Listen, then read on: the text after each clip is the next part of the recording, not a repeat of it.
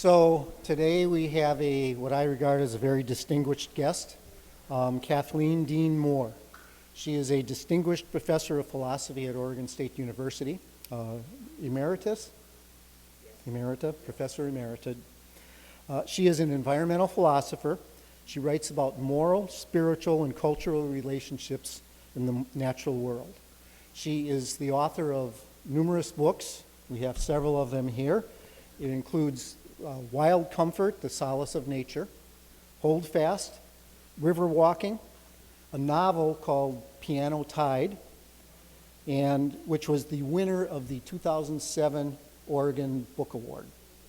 So she has also been nominated for another Oregon Book Award for another book.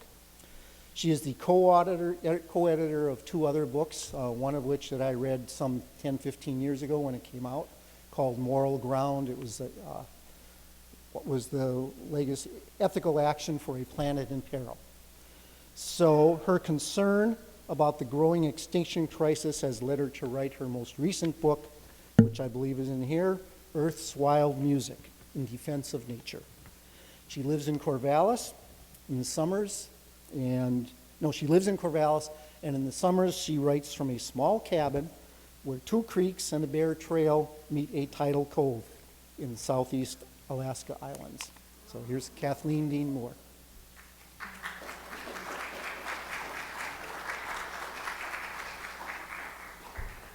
Thank you so much. It's really a delight to be here. I walked onto campus and there was a big sign, a banner, and it said, "From knowledge to action."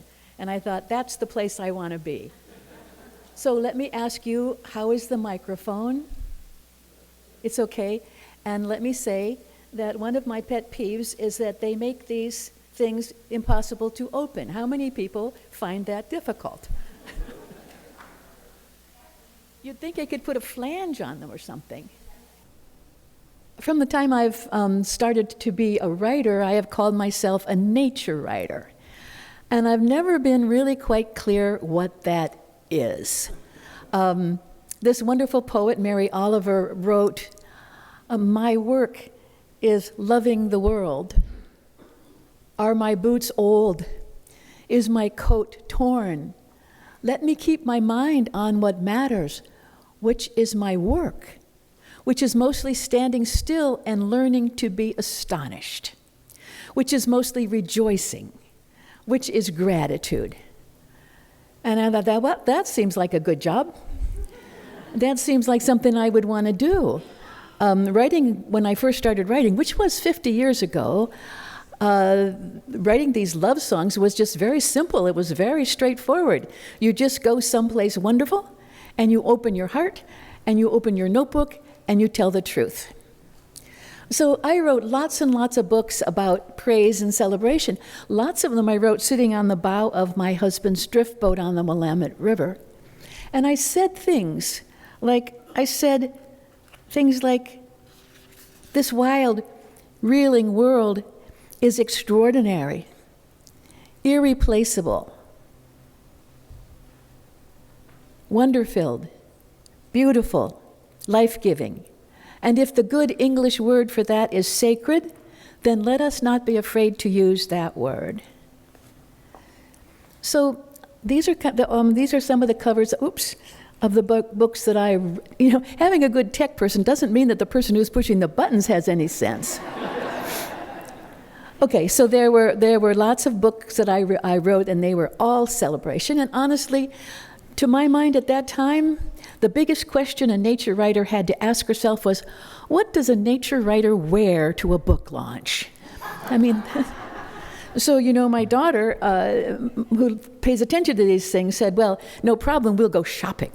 And so we did, and she brought out all these beautiful things, all taupe and white and flowing and scarves. You could only imagine how lovely. I wrapped myself in all these things, and I felt so much like a nature writer, and I walked out and I said to my husband, "Do I look like a nature writer?" He says, "No, you look like a roll of toilet paper."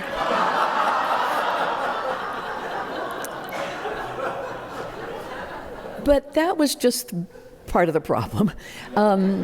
And as time went on, the problems got bigger and bigger, because as time went on, loving the world became more complicated and rejoicing got a little bit harder. Because even as I was celebrating this natural world, it was slipping away. I was midway through writing this essay on frog song when developers bulldozed the marsh for condominiums. And I had just published an essay about an owl's nest in a favorite lodgepole pine forest when the forest and the nest and the owlets burned to the ground. That executives of multinational extractive industries were gathering around these mahogany tables, devising business plans that would take down the great systems that sustain life on Earth and all the other human lives and natural lives. It was a time of what I would call sacrilege. Sacrilege from sacred, which means sacred, and legere, which means to steal. It was a time of the theft of sacred things. So I did the best I could, and then I went to a conference, and here's what I heard. It was 500 scientists, led by a group from Berkeley, and what they said was that if the world does not take immediate action, by the time today's children are middle-aged, the life-supporting systems of the planet will be irretrievably damaged. Today's children, my children, Zoe, Theo, Lem, you can name your own children by the time they are middle-aged. The life-supporting systems, the agriculture, the ocean currents, the fresh water, this is a problem. Because we love this world and we love our children. It's heartbreaking. If you were born before 1970, do the math. If you were born before 1970, then you were alive when there were more than twice as many plants and animals and forests and fields as there are now. And may I invite you just to take a minute and think about when you were a child. Did you have a special wild place? Did you have a special place outside where you could go and you would be comforted and it would be beautiful and reliable? If you were born after 1970, then you have spent your life in a world that is half of what it should be. An impoverished and simplified and drained and bulldozed world. Let me ask you, could you go back to that place you just envisioned and find it whole? So much loss. Scientists express this heartache in numbers. Let me just say that since 1970, that same 1970, the number of birds on the planet has been reduced by 3 billion. So I decided that I would try to do the math and figure out how many times that line of birds, those line of disappeared and vanished birds, could go to the moon and back. Unfortunately, I couldn't get the math. If you do all that multiplying and dividing, but I think that that line of dead birds would go to the moon, come back again, and go back to the moon again. So I imagine those 3 billion birds sitting somewhere on the moon. So let's get some numbers out here. Let's do the math. In the 50 years since I've been writing about nature, on my watch, 60% of the individual mammals have been erased from the face of the earth. 6 out of every 10 beings. 50% of grassland birds have been lost. This one breaks my heart. 78% of migrating shorebirds have been lost. 78%. That means that when you go to the beach and you see the shorebirds on the beach, there are 22% of what there were 50 years ago. Some 80 to 90% of big fish have been destroyed. 33% of the population of North American birds, that's the robins, that's the meadowlarks, that's spotted towhees, 33% has been lost. Here's some numbers. Now, of the global vertebrate biomass, that is, of all the biomass of animals on the planet that have backbones, 60% is cows and other bloviating livestock. 36% is human beings, and 4% is wild creatures.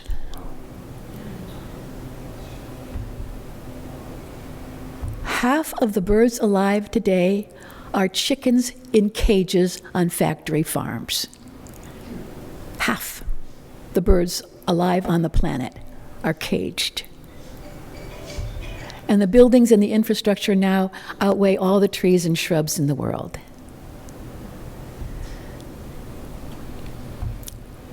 Unless the world acts soon to stop extinctions, I'm going to write my last nature essay on a planet that is not half as song-graced and life-drenched as the one where I began to write. It's going to take 5 to 7 million years for the Earth to recover the abundance it lost in our lifetimes, on our watch. Those are the numbers. But at some point, we come to the place where the work of the numbers runs out. And it's time to talk about what climate change means. It's time to talk about how we make sense of this extinction, how we go from an arm's length of facts to the experience of knowing that might lead us to act. It might lead us to act as though we know the depth of the trouble that we're in. So that's where I am as a writer. That's where I am as a writer, is trying to take those numbers, the 50, that's 78 in this case, and make them into some sort of expression of love for the world. And that's what I've brought for you today, is examples of that kind of work that I've been doing. And so let me just start by reading you an essay that I hope helps us recognize the trouble we're in. Okay? This comes from Earth's Wild Music. Earth's Wild Music, celebrating and defending the songs of the natural world. You know, at first I tried to give that a title that was more evocative, like the songs of dead birds or something like that. But, publishers these days don't find that bad news sells very well. And so here we go. It starts out celebrating and defending the songs of the natural world. So here comes Common Muir from an essay called The Terrible Silence of the Empty Sky in Earth's Wild Music. Wearing a yellow raincoat, the boy wandered the beach between the high tide line and the falling tide.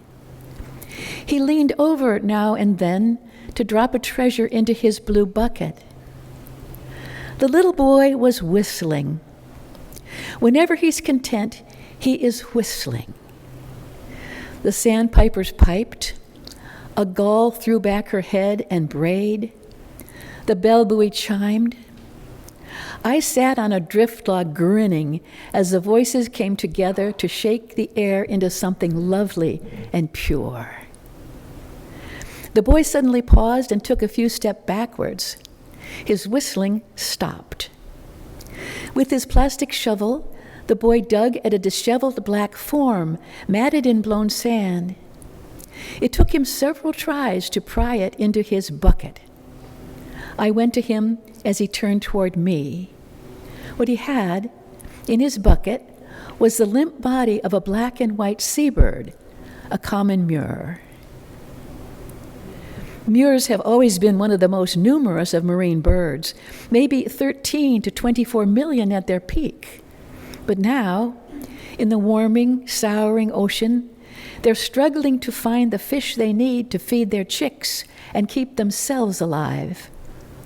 I had hoped it would be a long time before the great starving would reach the Oregon coast, but this might be the beginning of it in this blue bucket. I did not talk to the boy about this. Carefully, we emptied the bucket onto a polished log. Here was the body of the mure, feathers broken, head hanging. Here was a blue by-the-wind sailor, a small jellyfish with a wing to catch the wind. Here was a mudstone, shaped by the fossilized shell of an ancient butter clam. The mure would want to be buried here at the beach, the boy decided, in the place it knows and loves best, where its mom and dad are probably nearby looking for him. So this is what we did. We dug a hole behind the log. We buried the mure in sand and decorated the grave with the treasures the boy had found. Standing erect, looking out to sea, the boy whistled a sad song for the dead bird.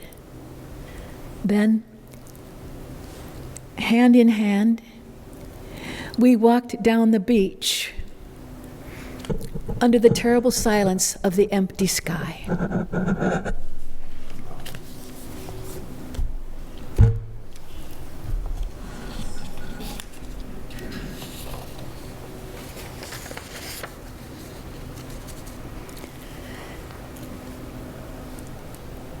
Five times in planetary history, as you know, life has faced catastrophic extinction.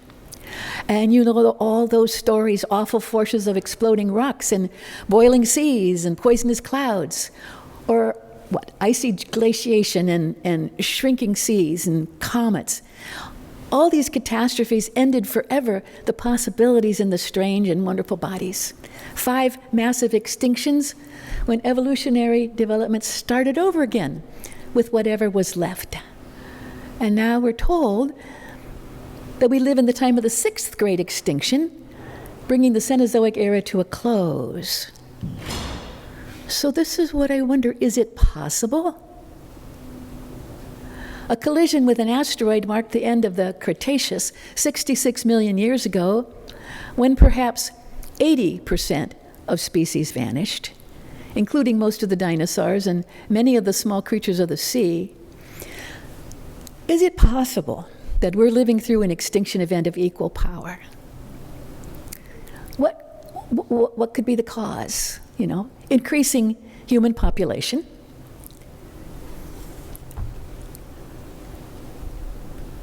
deforestation, a dramatic destruction of habitat, overharvesting of the ocean, poisoning of land and air, agricultural expansion, and climate change. It's a good long list. And what causes that?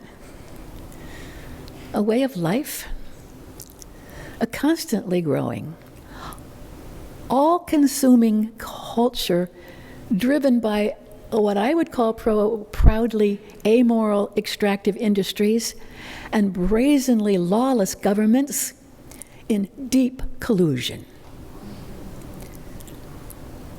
An axis of betrayal. Do not say species are disappearing like dew disappears in sunshine. Do not say that species are going extinct, like little pigs go to market, or like elderly uncles go insane. It's not like that.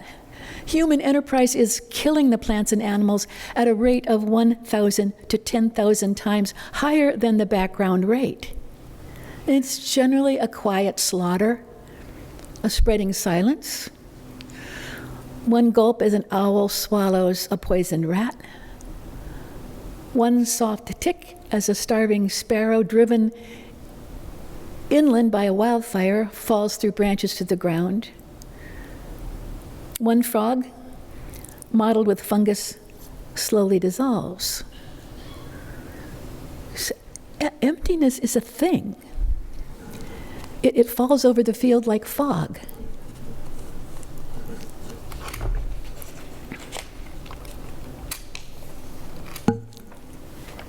And nobody can pretend that habitat loss is a thing that just happens. It's not true. Habitats do not wander around and get lost. like children at the zoo. Developers don't lose habitats the way they lose their keys. They destroy habitats, and that destroys the creatures.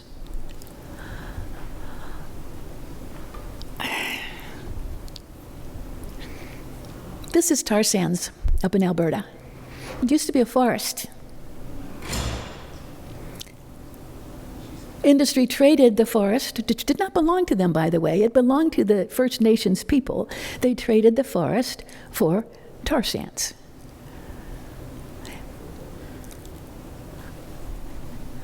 I'm sorry. You didn't come out here to be depressed, and here I am. But I'm not done yet. It's madness, isn't it? The trades that we make, it's mad. Unless something stops us, we'll keep on converting living creatures into dead commodities. And we trade deep, mossy forests for uselessly large homes. We trade white-winged albatross for plastic six-pack rings. We trade a singing marsh for another Walmart parking lot. It's madness, this consumption, this eating up. Okay, we trade rhinoceros horn for male sexual potency. We trade bear spleens for sexual potency. We trade Tibetan red deer for sexual potency. What is this overriding need? We trade democracies for thuggish petrostates. We trade bees for sterile lawns. For corn to burn in our cars, we're happy to give up monarch butterflies. For one more fitness center, we blithely give up a spring chorus of frogs. For petrochemical products, we give up the goddamn future. It's a frenzied, mad auction of what's of ancient value for what's cheap and desperately sad. It's a mad rush to the end of the world. It is, you cannot deny it, it is a going out of business sale. So my point is that for all the horror, the early extinctions were Earth's natural processes, acts of God. This extinction is acts of people who think they're God. This great wave of extinctions is the direct result of human decisions, knowing and intentional, or wantonly reckless. And that changes a calamity. That changes a calamity into a cosmic crime.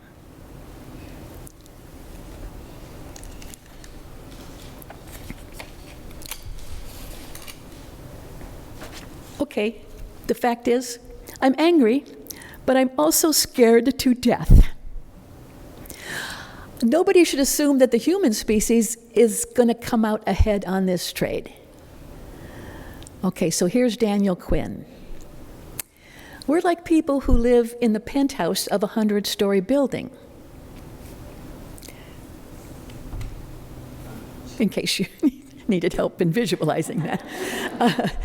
Every day, we send workers down to the foundation to pull out a couple bricks that we take up to the penthouse to make our penthouse fancier, bigger, richer. More gold.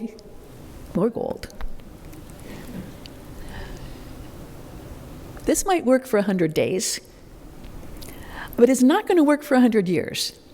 Because at some point, we will have created so many channels of emptiness that the entire structure will collapse. And our position at the top of that penthouse will not save us.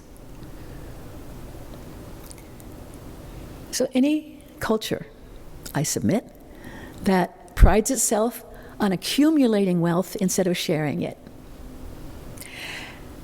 any culture that gobbles up the fecundity of the planet instead of nurturing it, any economy that eats its own children, an economy of infinite extraction will kill off the sources of its sustenance. How can it be rational? How can that be right? We're at the hinge point in history. Today, this year, this decade, I don't know, but it's a hinge point in history where we're desperately searching for a way forward, even if it breaks our hearts.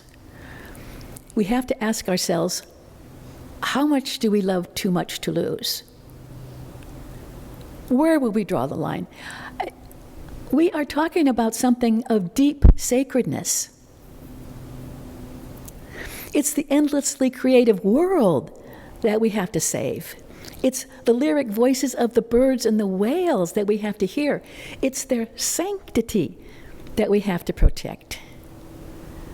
So the creativity of this world is continuing to unfold. We have to be prepared to wonder at this unfurling. We have to be prepared also for this, that every extinction, every suffering, every destruction is a diminishment of that creativity, and so it's a profanity. We have to be prepared to be angry. We have to be prepared to be grief-stricken. We have to be prepared to love this world in ways that are beyond our own understanding. And it's that love that brings us to the work ahead of us and gives us courage in the struggle.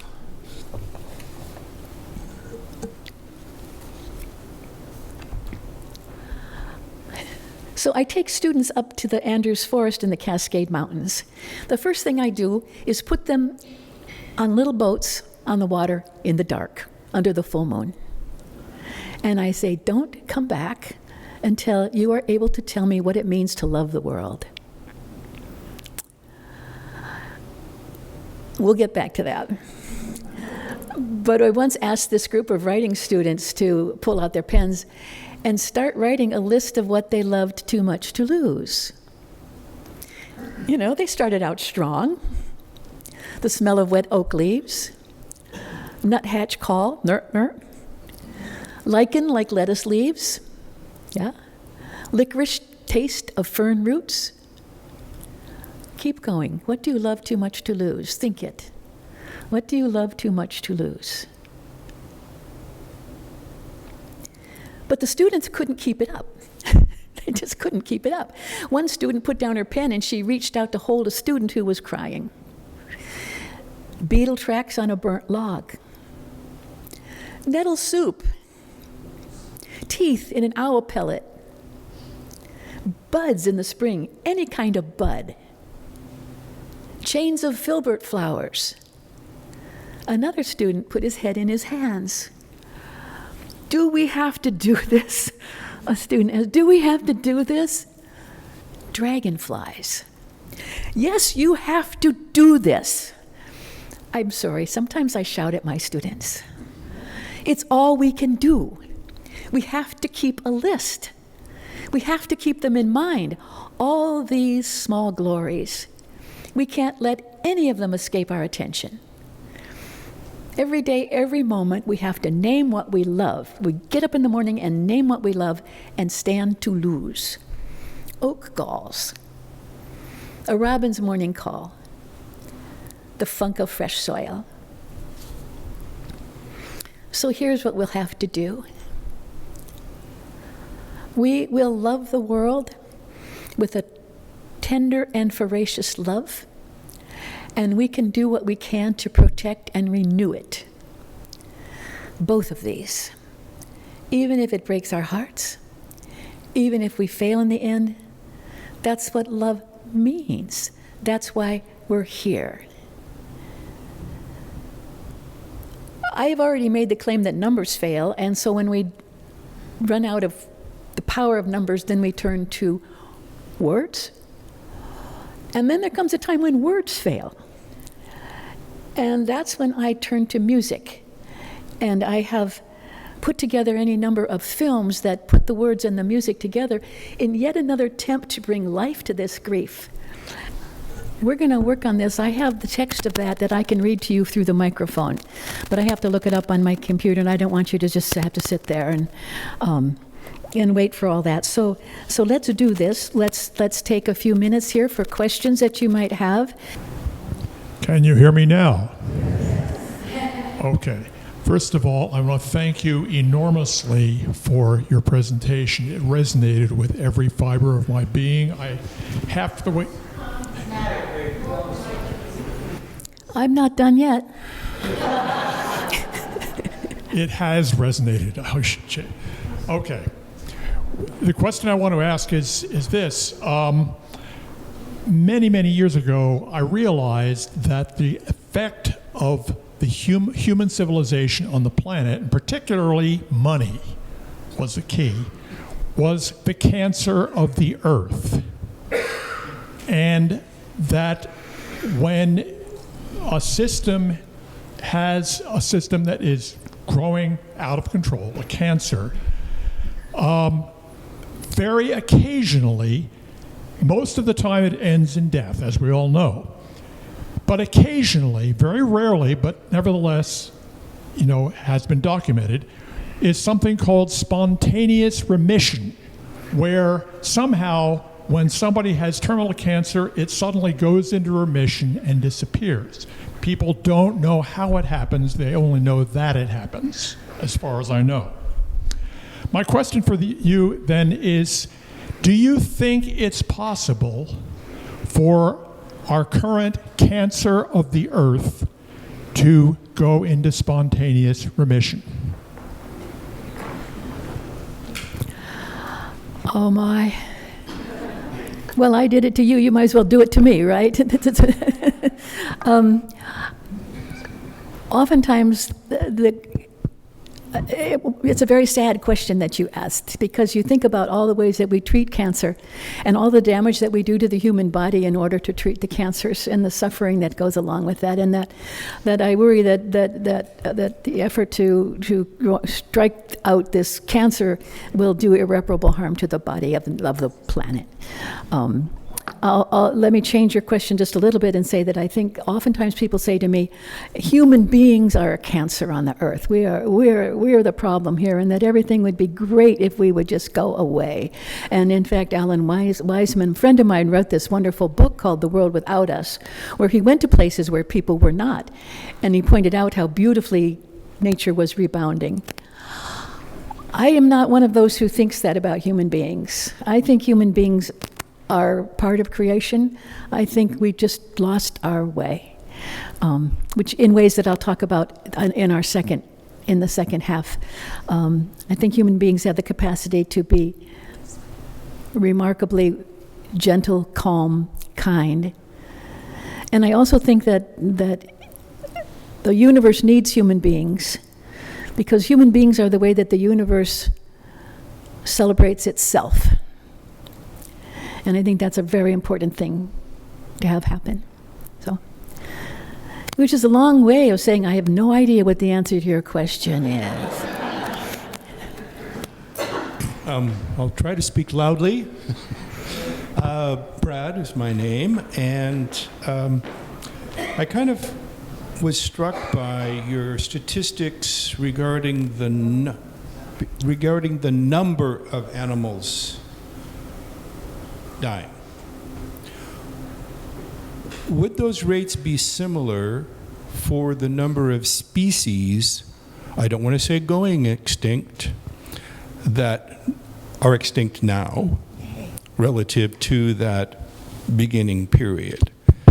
Is it a similar proportional decline of the number of species commensurate with the number of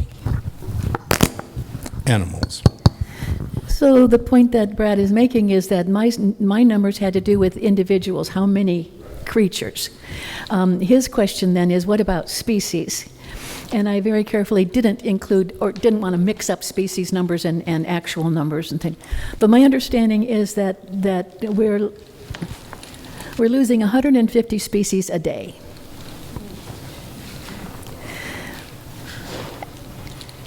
And we're losing far more species than we have ever identified.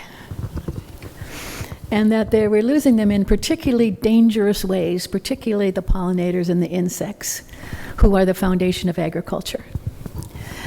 I should have, but do not have in my mind, the number of primates that are endangered of extinction, but it's high. So I should have brought them, but I did not. Yeah, but you make a very good point. Yeah. I'll try to speak loudly. Then I speak less loudly. Thank you so much, and I'm waiting for more. I know there's more. My name is Neely. When we made the analogy to cancer and suffering, the treatment for cancer, I think one of the biggest sufferings or side effect of trying to cure the cancer of the earth here is a very big cultural mindset change, not just from the extracting industries and the bad governments, but all of us here trapped in this consumer, buy more, accumulate more, show your wealth mindset that a lot of the Western world, especially this country, seems to have. Do you see any hope that we can change people? The data is, just shocking, but data doesn't change people's behavior. How do we change the behavior to not want more all the time?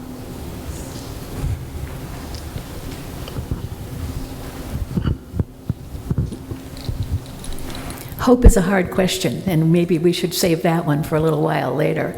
But this notion of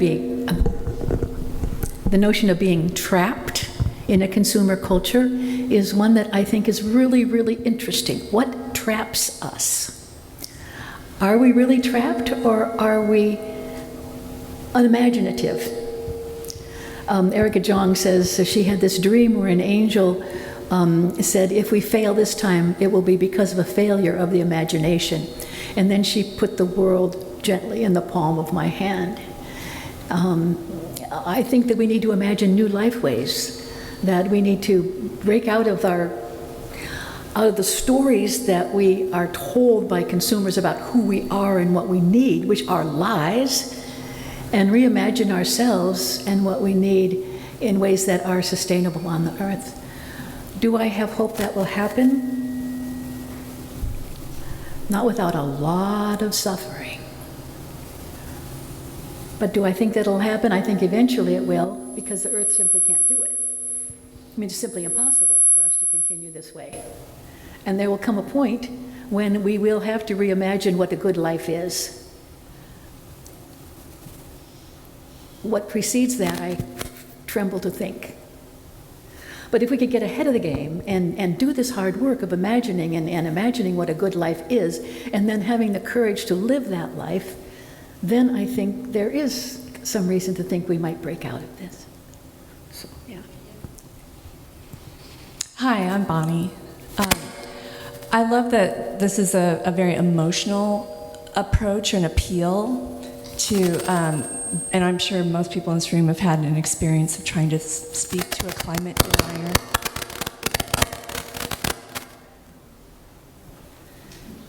Using rational appeals and going nowhere.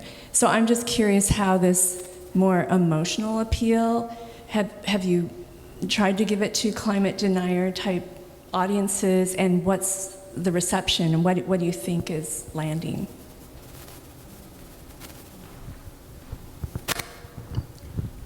We've tried to give it to everybody we know in every possible way we can.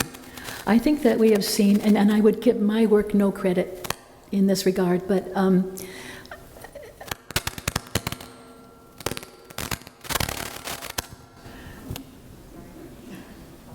I wonder, are we being silenced in some sort of way?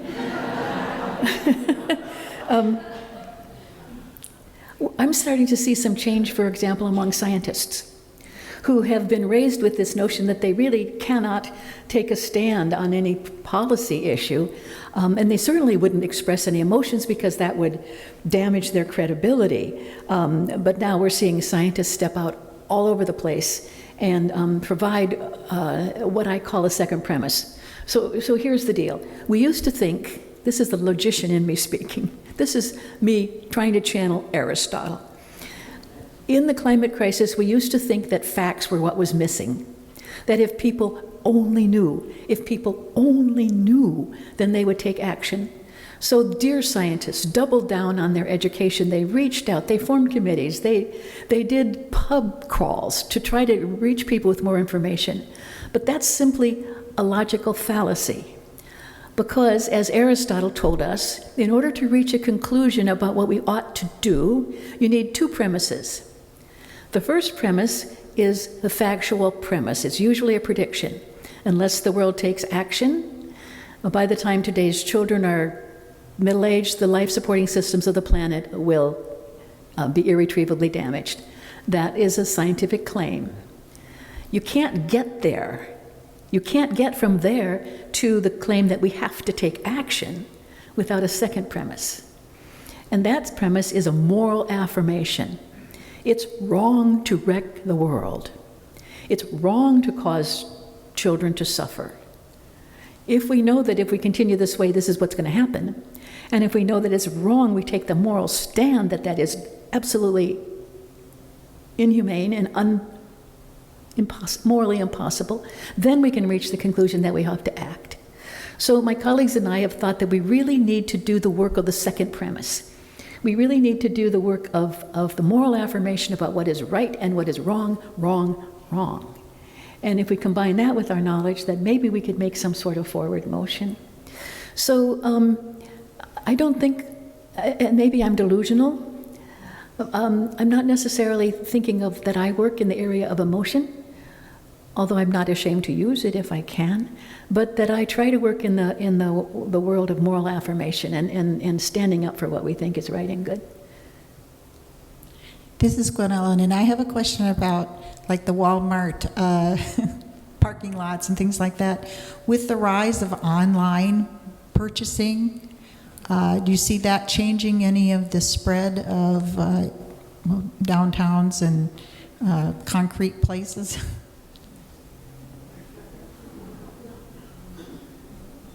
That's a really interesting question. I have not actually given that much thought. I should. I know from my own household and my experience it is getting easier and easier and easier to spend money. Here I'm about to spend money. $125 gone, right? And something being delivered to me. We live in this world where everything is on demand. Music on demand, consumption on demand. Everything is on demand, one click away, and becomes easier and easier to buy things and have them overnight. Whether that saves habitat, my guess is that because it's going to increase consumption that it overall won't. Because maybe we won't have malls, but just today I read, President Trump says, "Drill, baby, drill," and now his puppeteer, his puppet master says, "No, now we're thinking about mine, baby, mine." Okay, so we have a few minutes to take a break now, and in that time we're going to try to bring you some film. Okay, so 10 minutes, is that what it does? Okay, 10 minutes.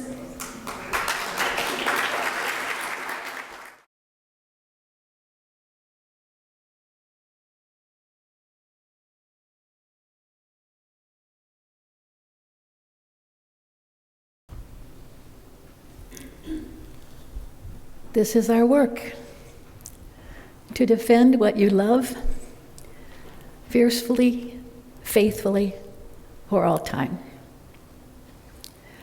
It isn't enough to warn and weep.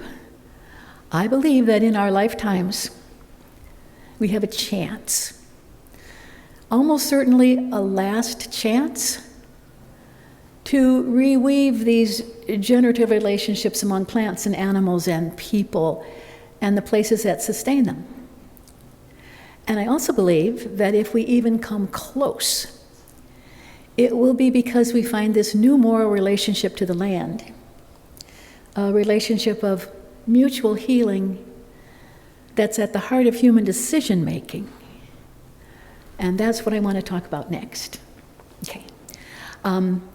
But I also wanted to start okay, now we're at the beginning of the second half. And if you would play the albatross one, what happened here was that I took a number of little essays from Earth's Wild Music and asked some of my friends who are writers and some of my friends who are musicians to put them into these tiny little concerts, tiny concerts. They're all up on YouTube too. Just go to Animal Interludes and you'll find like a dozen of them. And this is one of those. Yes.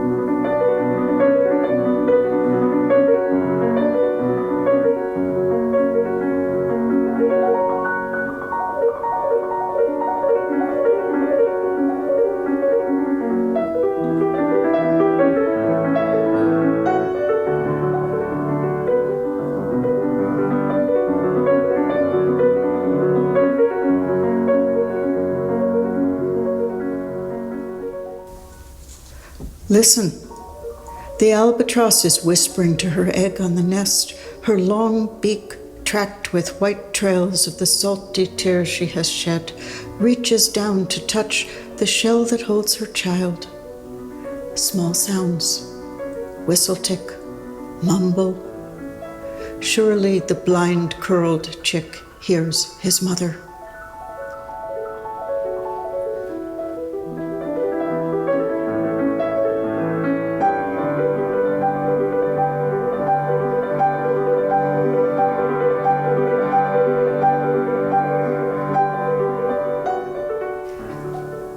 Does the mother albatross pray? A woman asks. May seas be kind, may anchovies be plentiful, may winds be steady under your wings.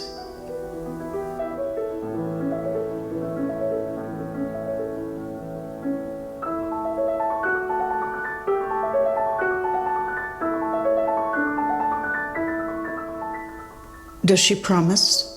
Asks another. I will nudge you into the sweet feathers of my chest and sing to you a whistling song.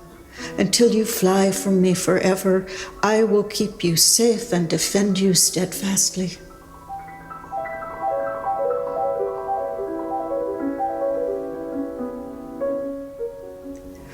A third woman asks, does the albatross in her sorrowful wisdom warn the chick? Soon you will spread your wings and soar into a world gone suddenly cruel, the winds ferocious and crosswise, the sea currents confused, the fishermen desperate, the sun hot on the seas. The ocean will offer objects that will not nourish you. Cigarette lighter, toothbrush, bottle cap, button, bread bag, baited hook, doll's severed arm. But sardines and bloodied herring torn by feeding whales will be few. You will be hungry.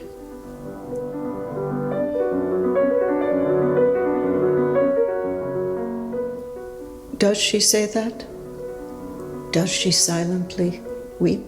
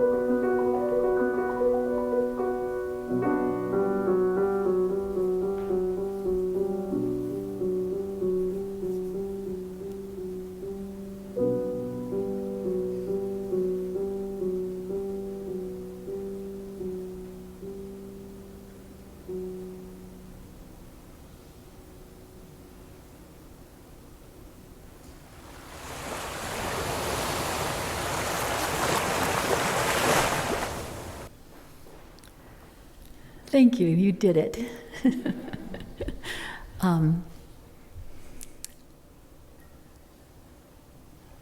We are living in the midst of a disaster unfolding around us. It's such a beautiful day. It's such a beautiful campus. The people here are so beautiful. It's hard to even hold that in your mind. The thing about a disaster is that we know from history that disasters call people to action, that disasters call people to the best that there is in their work. They call us to levels of compassion and courage that we didn't know we had. They're like a wave. You know how waves on the beach, they'll lift you and they'll smash you in the same wild movement. So disasters smash us with sorrow and lift us with determination. And they transform love into a force that's strong enough to change history. So this is what I propose is our work right now. It's the work of loving this weary, reeling world. And don't we have to try? So, I'd like to read you the parable of the crab, okay? It's actually I will tell you it's a story about my grandson, but that's not, I shouldn't have told you that. And it's, okay. Really closer, gets rid of that. Okay.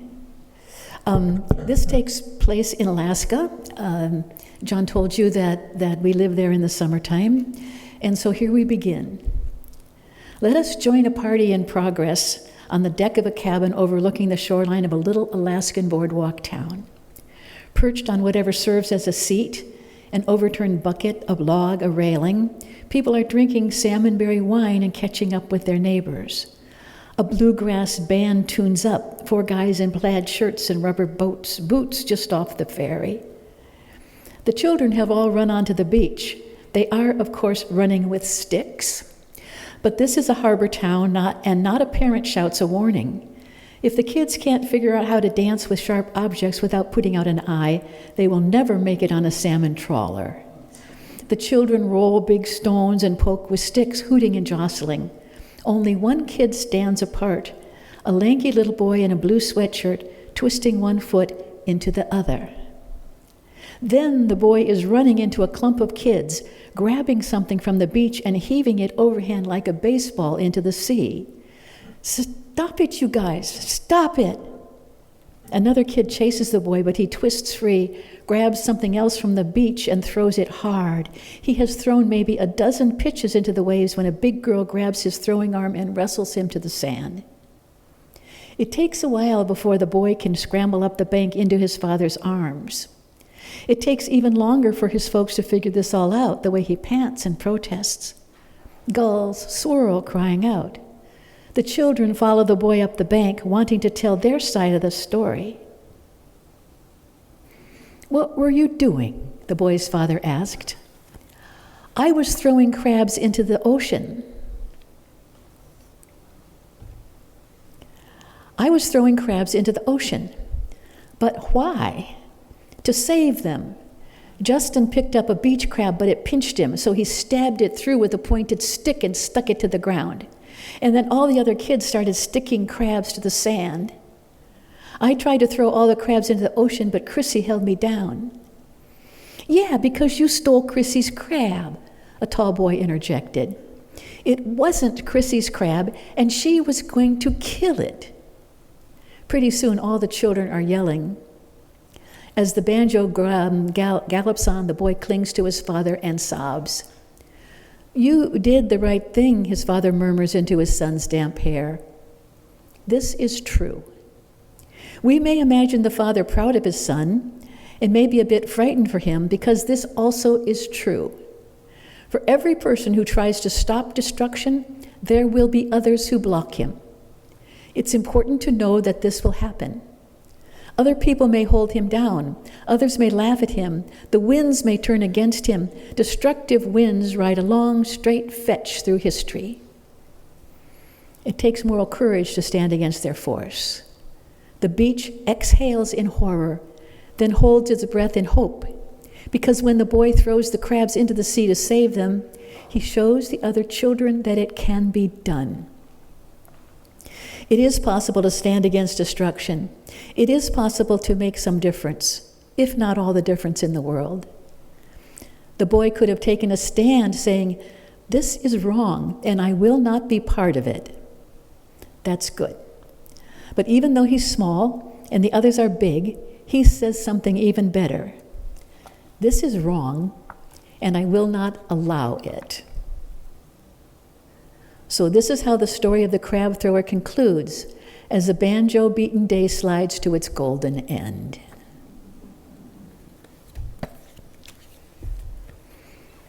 So what do we have to do? 3 things, and we have to do them all.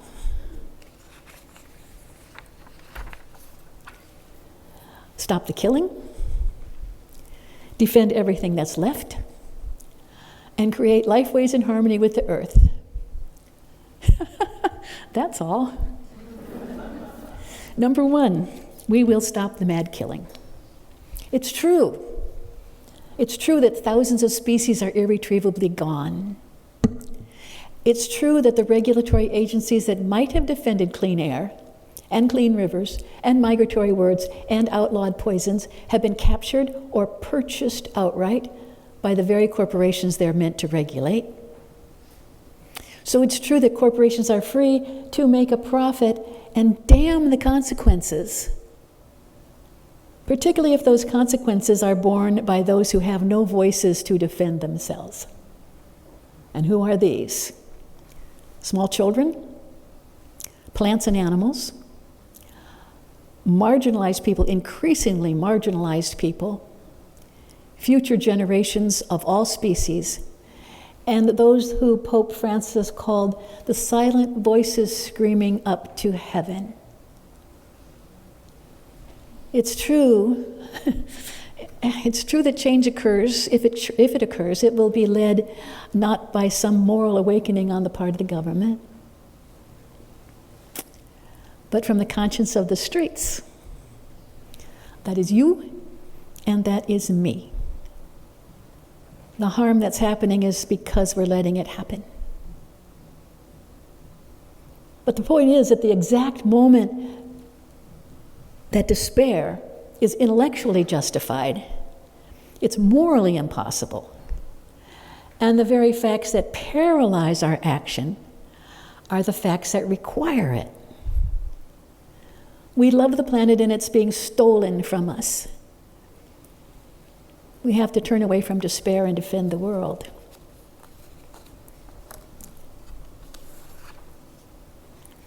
How can one person stop the killing? That's what people always ask me. I'm just one person. What can one person do? And the answer is, stop being one person. Pick up the phone, call a friend, join an organization, donate your money, donate your time. And you know what? I'm going to, because of time, I'm going to just do this. 2 things are happening, and if you want to not be one person, you might consider signing up. One is a whole new website that's called Republic, and it has come up in defense of public land. If there's anything that's going to destroy animals and plants and habitat faster than anything else, it's going to be the privatization of public land and the very quiet, very slick, very steadfast selling of the land to mining corporations, grazing corporations, taking it out of public hands and putting it in private hands. Republic is a good organization to work with on that. And I love Oregon Wild. You probably already are members of Oregon Wild. They're good. And they're doing that kind of work right here, saving the habitat, stopping the poison. The other one is down in Eugene, and it's called, help me, Toxics, Beyond Toxics. And it's against the poisoning of the landscape. Okay, so that's all I'm going to say about stopping the killing. We can't do it by ourselves, but we can do it in collaboration with other people, and they're out there and they're doing it, and they need our help. So that was quick. Step 2, defend everything that was left. All those urgent lives, all those plants and the animals. You know, we have stories about this. Noah in the Bible knew that whatever survived the great flood would repopulate the world, the lions and the elephants 2 by 2. And now we know that millennia later, the world is going through a biological bottleneck that's as brutal as God's fury in Noah's time. And whatever species make it through, that's what the world is made of. Noah, remember? Noah protested. He said, "I'm old, I'm tired. Why me, O Lord?" The answer is, it's got to be everybody. Each one asking, what ark can I build? What habitat can I save? What can I create that will carry living things? Now already, only 17% of the Earth's surface is protected from plunder. And who knows what will be tomorrow at the rate at which protections are being removed. But right now, 17% of the Earth's surface. E.O. Wilson, bless his heart, the famed ecologist whom one of you cited just a few minutes ago, says that half the Earth should be a refuge for wild things. We can help. We can help on that. We can dig out our lawns and make our backyards into wildlife refuges. You could do that today. It's a beautiful day. You could get started. No birds should starve in your yard. We can make our churchyards into native habitats. Tear out the lawn. Put in native plants. Nobody should walk in the path to God's house without getting seeds in their socks. We can keep our rivers cool enough for salmon, which are dying of heat stroke in Canadian rivers. We can make our rivers safe enough if we can stop the logging that shades the rivers. We can keep the Arctic plains quiet enough for caribou if we stop that drilling. We can keep our marshes wild enough for frogs if we stop the incessant development.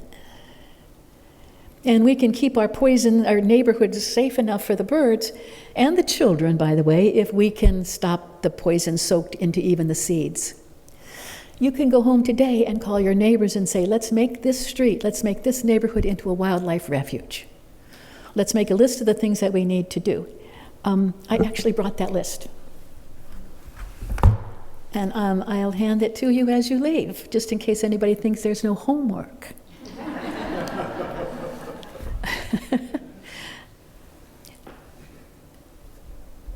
You know that rat poison, just as incidentally, I thought you might want to know, that rat poison has the effect of making rats really thirsty.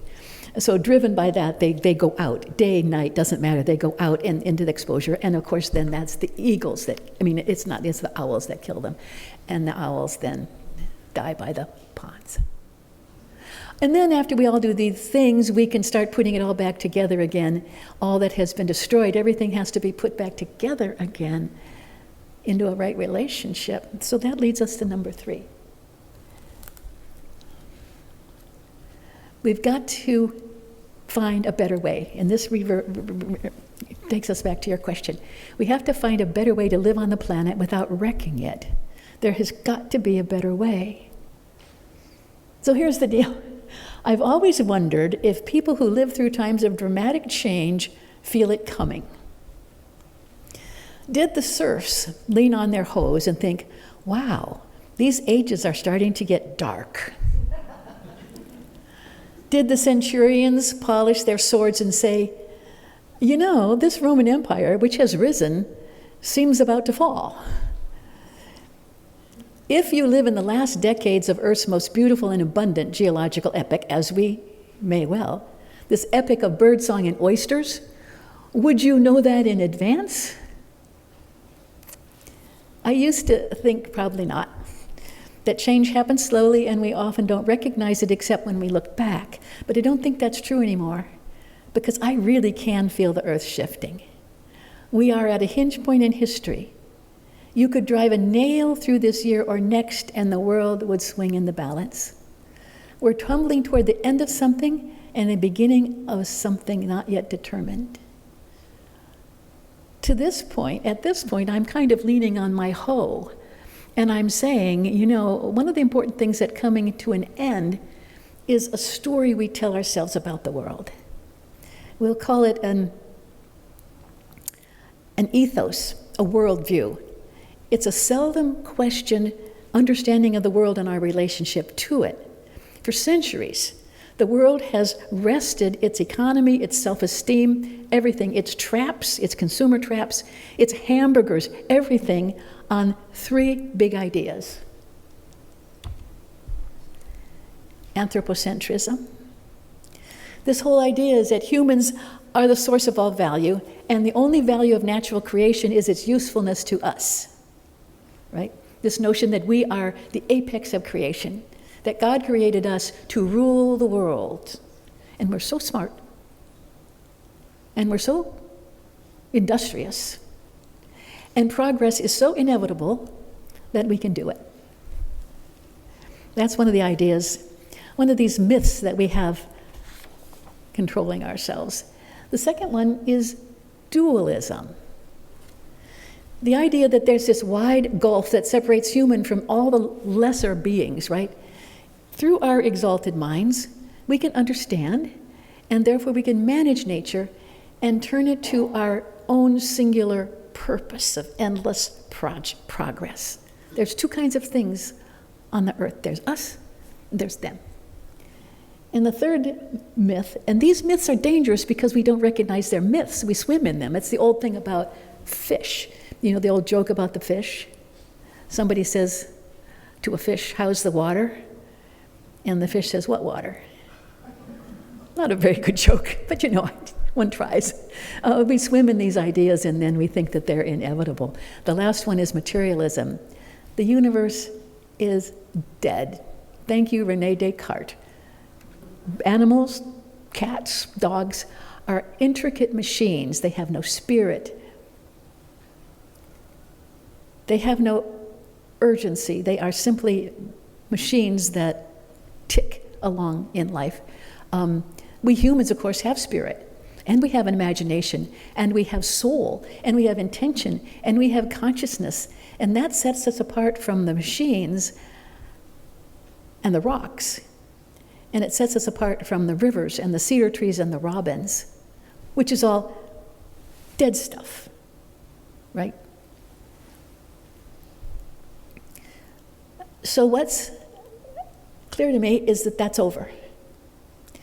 It has been an experiment, a centuries-long experiment, and the results are in.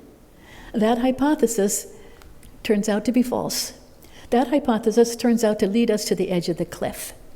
And what we were coming up with now is a new Earth ethos. We're not just making this up, folks. This is a new worldview, a new ethos that comes from ecological science. It comes from indigenous thinking, indigenous wisdom. It comes from all the Eastern religions and many of the Western ones, except the monotheistic ones. It comes from evolutionary science. They're all telling us the same story, that human beings are creatures of this earth, that we are deeply interconnected with the microbes in our gut, with the bird song in our ears. We're intricately interconnected with the food we eat, the songs we sing. We are all connected. It's one world. And that we're all therefore interdependent. We deeply depend on everything that the earth gives us: the sun, the water, the rain. Jack Forbes, a marvelous California native man, said, "You could take away my ears and I would still live. You could take away my fingers and I still would live. You could take away my legs and I would still live. But if you took away the sun, I would die." So why do I think that the sun and my fingers and my ears, my fingers and my ears and my legs are more part of me than the sun? So we're all interdependent on this earth with the things that life gives us. and that we all share this mutuality of well-being. That is, that what's good for us is good for other creatures, if what's truly good for us, and what's truly healing for other creatures is truly healing for us. So we need to tell ourselves new stories. We need to tell ourselves how we're going to live in accordance with this new earth ethos that imagines the interconnection, this beautiful, loving interconnection. So when we talk about what it means to love the earth, it means to recognize our deep relationship to the world. So let's see. People say that, where am I going here?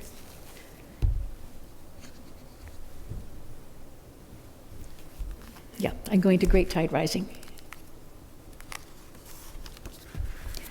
People say, it's not going to work, we can't do it, it's too much for us, and so forth. And I wanted to tell you another story about that and how we can be part of this great healing work. You might not know the town of Lancaster. It's just down almost to Eugene. It consists, I'm reading now, of an antique store called Antique Store, which makes sense to me, and an outdoor restaurant called The Junkyard, most likely because the entrance is marked by a rusted-out Chevy with a pile of dirt and dead chrysanthemums where the engine should have been. It's a popular place. Pickup trucks pull in, dragging clouds of country western music and dust. Oversized dogs hang out on the parking lot sniffing at the fence. This is what it is now, but 150 years ago, Lancaster was a bustling steamboat landing on the Willamette River. Located just a few miles south of Sam Dawes Landing, Lancaster was as far up the river as a paddle wheel boat could go. Upstream, the river pushed up shoals, braiding into a complex weave of channels and gravel bars that blocked everything but canoes. But situated right along a navigable stretch of river flowing through the middle of the richest wheat fields and forests in the state, Lancaster had everything. Warehouses, mills, lumber yards, orchards, grain and planks to be loaded for Portland, preachers and shysters and settlers to be offloaded. I can imagine rain shining on the backs of the Calipoya workers carrying heavy loads up the boat ramps. I can imagine the algae smell of the river, the wood smoke, the spice of fresh cut Douglas firs. It would all be easy to imagine except for one thing. Today, Lancaster is nowhere near the river. From the junkyard parking lot, the land stretches east over grass fields, pasture land, and a couple of depressions lined with trees, but there is no sign of the river. As it happened, just as Lancaster got really going, the river picked up and left in the dark. When people went to bed, the Willamette was flowing along past town nice and steady, but heavy rains were falling on damp snow upstream, and sure enough, the river quickly rose into the Great Flood of 1861. The flood ripped at the riverbanks and tore out great cottonwoods. Sometime in the night, the river jammed up against the mud and trees it carried. With nowhere to go, the river tore open another channel. By morning, it was flowing along 2.5 miles away, nice and steady. It has been there ever since. An avulsion, my friend Gordon told me as we walked along the gravel beach of the Willamette, talking about rivers. That's the word for what happens when a river's force creates so many blockages that it drops its load and goes a different way. I have never been so excited about a word in all my life. Avulsion. Yes, that's what we need. Let us create avulsions. I had been in despair. The planet is caught up in a river rushing toward a hot, stormy, and dangerous future. The river is powered by huge amounts of money invested in terrible mistakes that are dug deep in the very structure of the land. A woven braid of fearful politicians, preoccupied consumers, cowardly universities, reckless corporations, bewildered parents, everyone in some odd way feeling trapped. I had agonized, how could Earth's defenders ever stop a river that flows with that kind of power? But I get it now. We don't have to stop the river with one big dam. We just have to jam it up all over the place. And here's the fun part. The heedless force of the river will do most of the work. As the current rusted by, Gordon explained the rules of rivers. The processes of rivers are manifestations of energy, he said. He's a geomorphologist, and that's how he talks. A fast, high-energy river will carry particles. The faster the river, the bigger the particle. But when it loses energy and slows, the river drops what it carries, creating obstacles that force it to flow in a different way. So anything that slows a river can make a new river course. It could be a stick lodged against a stone, or a cow drowned at high water, a cottonwood tree, maybe undermined by a flood. And here's the point. No pattern continues indefinitely. It always gives way to another. That's a LiDAR portrait of all the channels that the Willamette River has flowed in. When there are so many obstacles and islands that a channel can no longer carry all its water and sediment, it flips and carves a new direction. The change is usually sudden, often dramatic, Gordon said, and pointed over his shoulder into the fields where there once was a wharf. We don't have to dam the whole destructive river.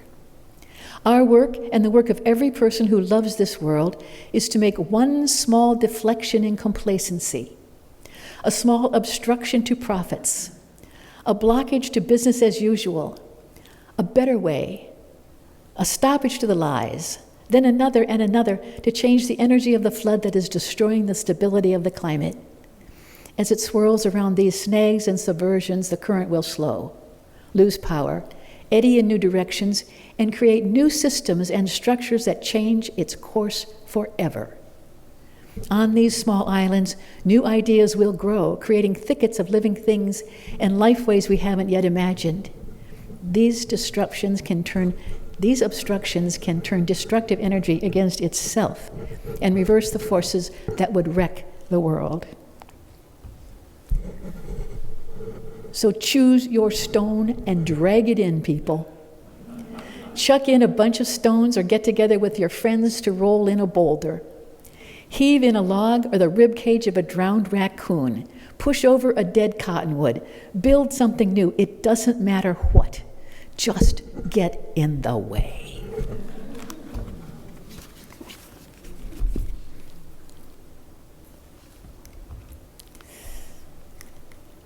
So we can find the strength in that realization that for all the suffering, all that knowing that the world has gone mad and are now assembled at the brink of collective death, we're not alone. Our task is to heal. Our task is to teach beauty and preserve what's archetypal to our species. Our task is to tell the truth, to fight against what is wrong, wrong, wrong, to live in praise of life's very existence, to learn to live again in harmony with the land. So in our lifetimes, on our watch, camas can grow again, frogs can find their voices, bluebirds can feed their nestlings, and our children, our beautiful, beloved, despairing children, they can lift their faces to the oak and find strength.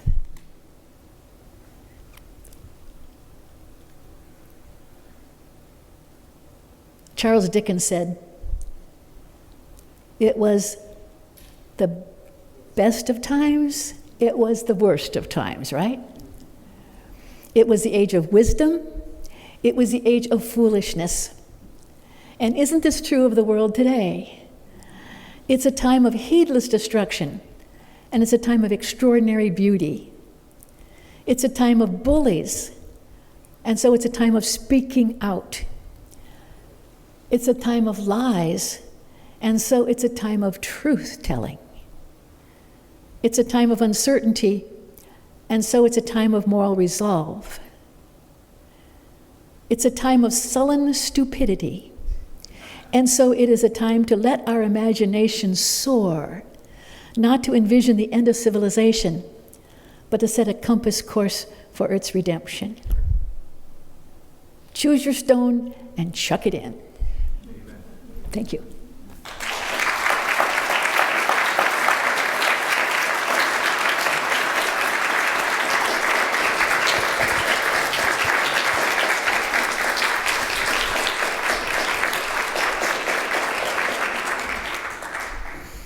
You're wonderful. You're also in a privileged position. So if it's safe for anybody to take action, it's safe for you too. And that calls us to everything we can do. Now, we have 10 minutes left for questions. I think we have microphones now, or do we not? Okay, we do. You're a miracle worker. They are. Hello, it's Nili again. Do you see any kind of hope in this next generation, the children that we're worried about? I know my son, who's 23, says he suffers from climate anxiety, and he's not the only one, that it's a thing that runs through his peers and other people his age. So as this new generation comes up and makes decisions and drives political change, would that be helpful? I'm a college professor, which is a great privilege. If you think that young people don't know they have been betrayed, you're wrong. It's very clear to them that the promises that were made to them have been shattered, and that their challenges are going to be grievous. It also pisses them the hell off when people say, well, you know, it's all yours now. We're leaving the world to you. We trust you to do your best. And I see the students come into the classroom every single day determined to make the world work. Determined. They're determined to learn what they need to know. They're determined to think differently. They're absolutely determined to be the ones not who save this way of life. They're determined to be the ones who save the world from this way of life's destructive power. And so they're not signing on to what we're doing. They're not signing on to our ways of life. They're signing on to change. And I'm sure that's not true of all of them. And I just am so sorry. It's hard to know what to say to the young people who are quite rightly anxious about the future. It's terrible what people have done to their prospects. It's terrible. The fact that they can say, okay, teach me something I need to know to make this right every day, I think that's really quite remarkable. So do I have hope for the future? Maybe not. Do I have faith in the young people? I do. I hope you do too.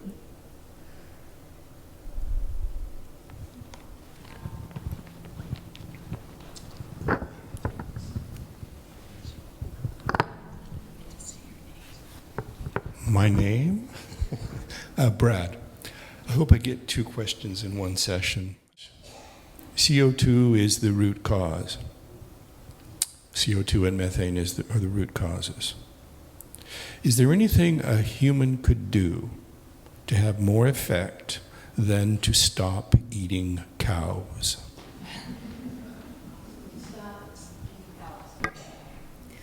From what I read, the answer to your question is no. Is no, that stopping eating cows, well, what did we already say? 60% of the world are bloviating animals. That is to say, carbon dioxide extruding animals. We shouldn't be eating them. We shouldn't. Anyway, they're not good for us. Hi, I'm Deanna. I had a thought, and I don't know if this would help anybody or in the long run. My daughter worked for an organization in Portland that is called DPAVE. DPAVE, I'm sorry, were you able to hear? Okay. Anyway, what they do is they go in where there are unused parking lots, places usually in poorer areas, and they get rid of the parking lot and they create parks or green spaces and grow gardens and such. These places are donated, but what becomes a problem is permitting. And I'm just curious, how much is just the process of getting permits holding things up?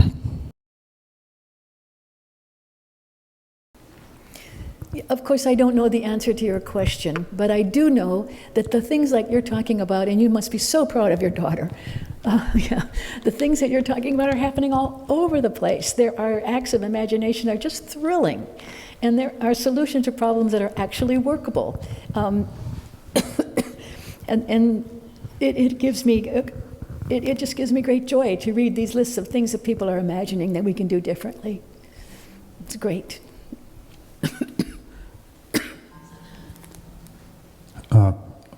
I'm live. My name is George.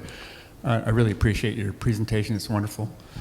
I'd like to get back to the question about eating cows and what maybe more could be done as a suggestion. I know that if I live another decade, it will be true that the Earth's population will have tripled in my lifetime, single lifetime. So I would suggest that long term, if we do what we can to get people to realize that we do not need 9 billion people on the earth, 1 or 2 billion would be plenty. And when we hear economists and others bemoaning the fact that the birth rate is actually lowering throughout the world, we should applaud that. We should applaud that, and we should put stones in the way of those economists and whoever seems to be promoting greater rates of childbirth. And long term, I think if we could reduce the human population over time, it's going to take a while, but if we don't do it, nature certainly will. That would be even more effective than eating less beef, which I have no objection to either. The question about population control has got tangled up with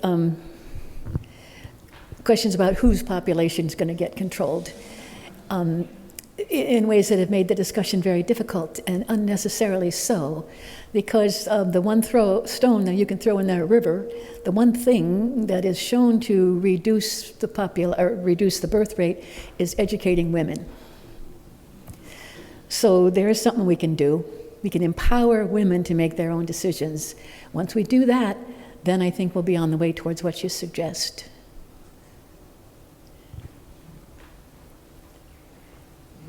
My name is Neil, and I think one thing we probably all share as a group is our memory that our parents wanted to leave a better world for us than the ones that they lived in. And I can say, in the case of my parents, that they certainly did that. The life that I've had is a much richer one than they had. They never went to Europe. They never heard concerts like I do with my wife, and many of the things that I've enjoyed in my lifetime. And then I turn and I look to my daughter, and I see the difficulties that she's up against raising our grandchildren, and you have very clearly spelled out the kind of world that we have created for our grandchildren, our great-grandchildren, and our yet unborn, hopefully, future generations. And I just wanted to say thank you very much for not only making this issue very clear to us this morning, but reminding us that our lives aren't over, and we can pick up our individual stones and contribute it to changing the direction that things are going in. Thank you very much. Thank you.